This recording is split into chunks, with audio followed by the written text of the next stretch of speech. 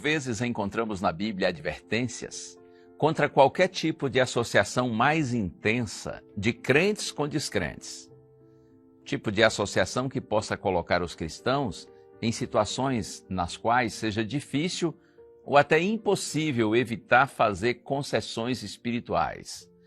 Esse tipo de associação desaconselhada, na palavra de Deus, é chamada de jugo desigual. Sobre isso, eu gostaria de falar um pouquinho com você agora, claro, como sempre, com muito carinho e muito respeito.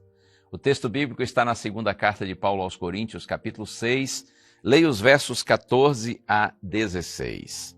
Não se ponham em julgo desigual com os descrentes, pois que sociedade pode haver entre a justiça e a iniquidade? Ou que comunhão existe entre a luz e as trevas? Que harmonia pode haver entre Cristo e o maligno? Ou que união existe entre o crente e o descrente? Que ligação há entre o santuário de Deus e os ídolos? Porque nós somos santuário do Deus vivo, como ele próprio disse: habitarei e andarei entre eles, serei o seu Deus e eles serão o meu povo.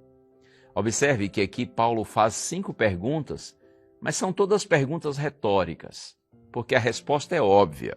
As perguntas são essas: pois que sociedade pode haver entre a justiça e a iniquidade? Que comunhão existe entre a luz e as trevas? Que harmonia pode haver entre Cristo e o maligno? Ou que união existe entre o crente e o descrente?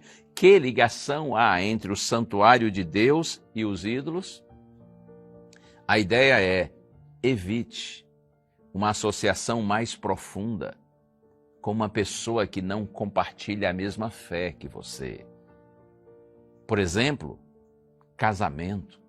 Não é aconselhado na Bíblia que um cristão se case com um não cristão. E por que não? A ideia de que a pessoa cristã é boa, correta, digna, enquanto que todo aquele que não crê em Deus é uma pessoa ruim, desonesta, indigna. Não, a questão não é essa. A questão é que como vão dois que têm pensamentos tão diferentes e, consequentemente, estilo de vida diferente, como eles vão conseguir viver em harmonia? Como eles serão felizes na vida conjugal? Imagine, por exemplo, quando os filhos nascem. Um é um cristão dedicado, gosta de ir à igreja, estudar a Bíblia, orar, e segue os valores e princípios cristãos, enquanto que o outro não tem o hábito de ler a Bíblia, de orar, de ir à igreja e não vê importância nisso. E também tem o seu próprio estilo de vida, muitas vezes desconectado ao ensino cristão.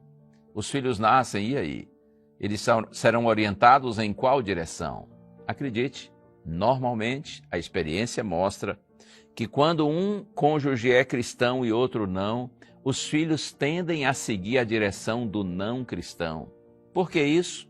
Porque nós já nascemos com a natureza predisposta para o pecado, uma natureza que não está inclinada para Deus, e sim para viver em oposição a Deus.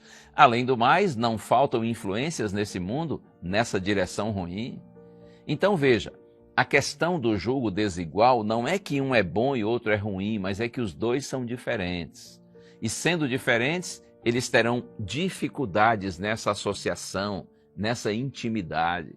Além do fato, como já disse, de muitas vezes o não cristão ter um poder de influência maior. Porque, como disse, nós temos já uma natureza predisposta ao pecado e não faltam influências no mundo nessa direção. E você me dirá: pastor, mas se eu já estou casado ou casada com uma pessoa que não é convertida, não professa a mesma fé que eu tenho, o que eu faço agora? Vou abandoná-la, vou deixá-la? Lógico que não, pelo contrário. Deus quer usar você para salvar seu cônjuge ainda não convertido.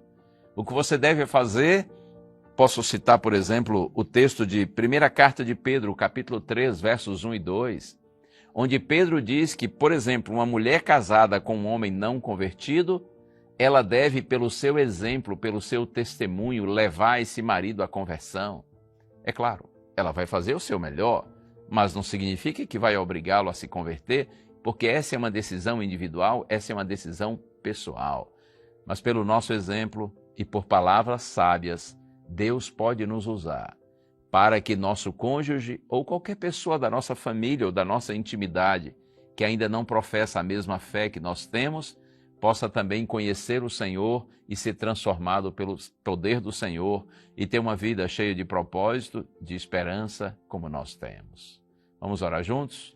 Pai querido, peço-te por todos que estão orando comigo agora, Senhor, sobretudo aqueles que talvez vivam uma experiência de julgo desigual no próprio casamento, que eles tenham a sabedoria do Senhor para continuar amando, respeitando, tratando bem o cônjuge, e que pelo exemplo e palavras desse teu filhinho, dessa tua filhinha, Senhor, eles tenham a alegria de ver o cônjuge sendo convertido e rendendo-se a ti.